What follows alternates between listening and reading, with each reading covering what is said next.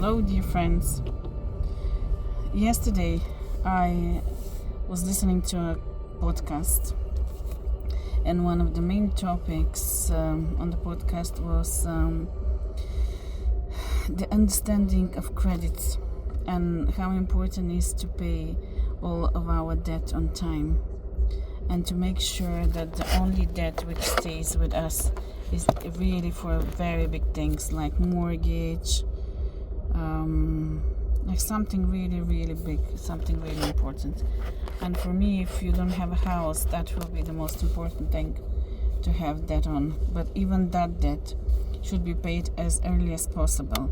And even my advice for that debt is always buy something which can earn you money with the time. Let's say you buy a house where you have not only one bedroom, but you have few bedrooms which you can rent and help you to pay the debt as early as possible. But for all of the rest, all of the car loans, all of the credit cards, debt, all of them should be paid as early as possible. And we should create the habit of spending as little as possible for our own needs until we really pay the debt. And this is very important in order to start really creating a positive money flow in our lives, because money loves to be respected, and one of the best way to show respect to them is really paying off all the debt and not having any debt staying there, but we spending more and more.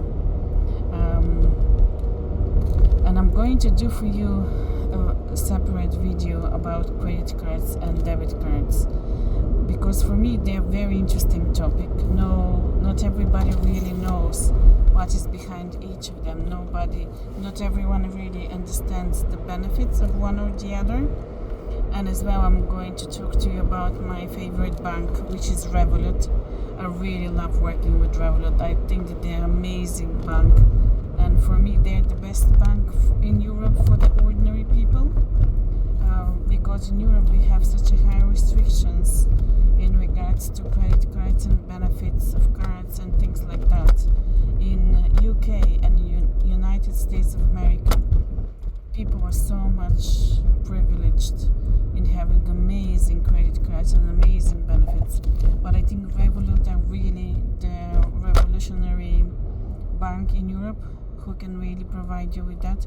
But I'm going to do a separate video for them because I really like them, and I think they really deserve the respect for the good work they do.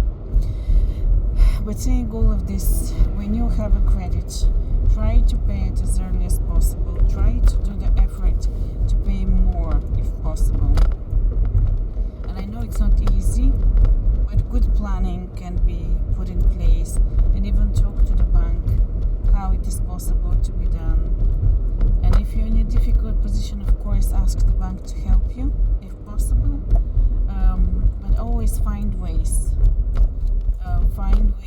not to spend on things which you really not necessarily need, but pay off your debt as more as possible, as early as possible. I think this is very important.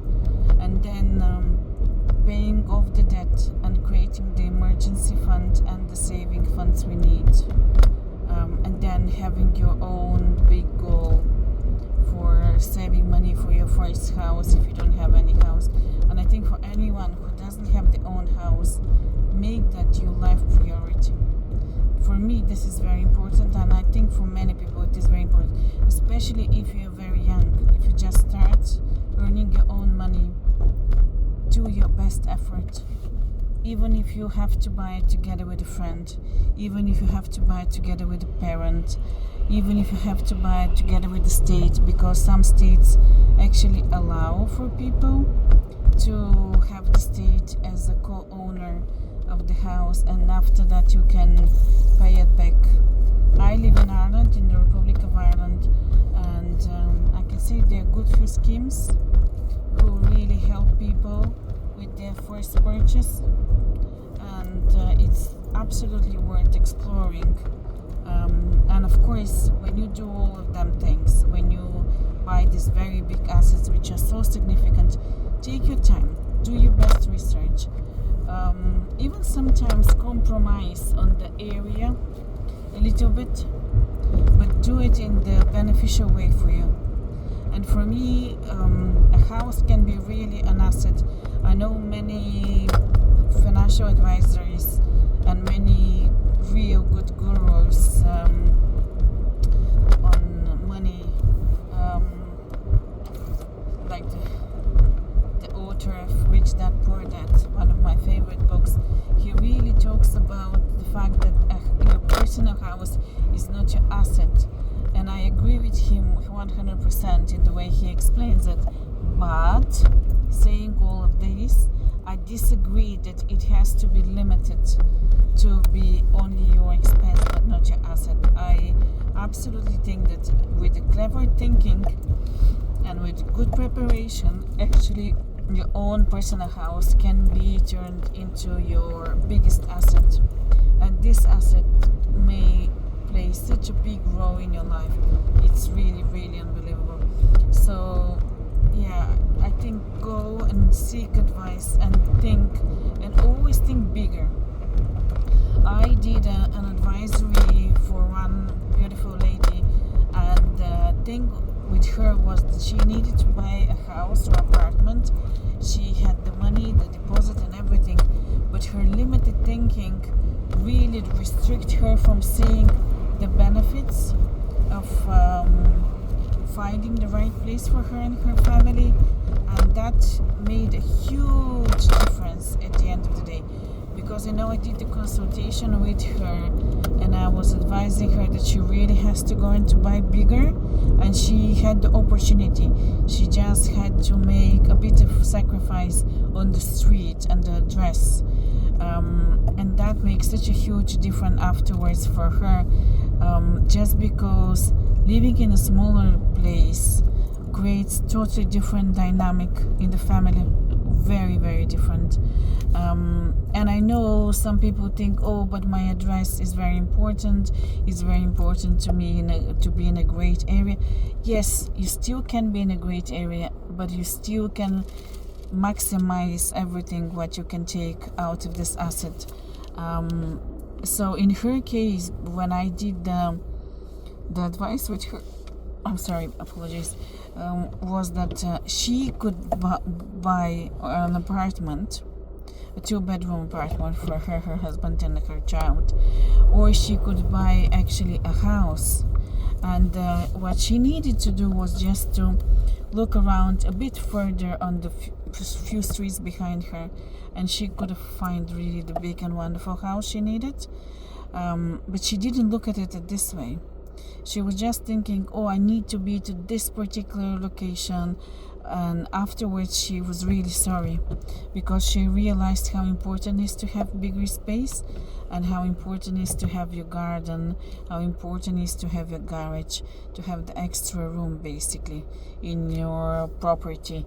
And afterwards you can do so many things. And she after she bought the apartment, she started to think what kind of businesses she wanted to have, and she realized that for her it was extremely important to have her own working space.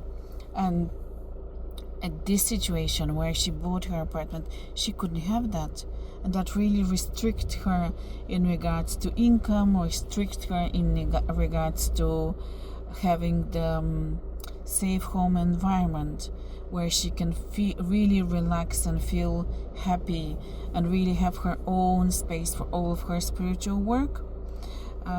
So I do this advice to people who want my opinion. I can say I have pretty sharp way of looking at properties, and pretty sharp way of thinking about space. And because of that, I found actually good few properties which really prove that I can have a very, very clear view of what is the potential of a place, and how exactly you can realize it, and how easy it is actually to turn it into something very profitable for you and for your family. And this actually makes a huge difference afterwards. So yeah, do your research, and start with paying your first debt. If you need help, I'm helping as well people with restructuring that debt, with different options they have on the market. No matter in which country you are, there are always many options. There are many ways that you can restructure actually all of your debt, and as early as you pay it, that's much more beneficial for you, because that increases your credit scoring, and afterwards you can do bigger things. You can take bigger loans if that's what you need. You can buy bigger assets if that's what you want. So there are many benefits, but my first advice is pay off your debt. It is really important, and it's a great respect to money, and it's a very nice way of changing even the vibration of your life, the positive energy coming into your life. It's very different when you feel the pressure inside you. Even your mind kind of feels in a different way at the time when you know that there is a debt, and when you know there is no debt. I'm sure many of you can confirm that having debt is actually something kind of creating a heavy feeling inside us, and every day living with that pressure, it's not a nice thing. So think about it and let me know what you think. Share and follow and make comments, and I'm very grateful for all of your support. Thank you. Have a wonderful day and wonderful weekend. Bye.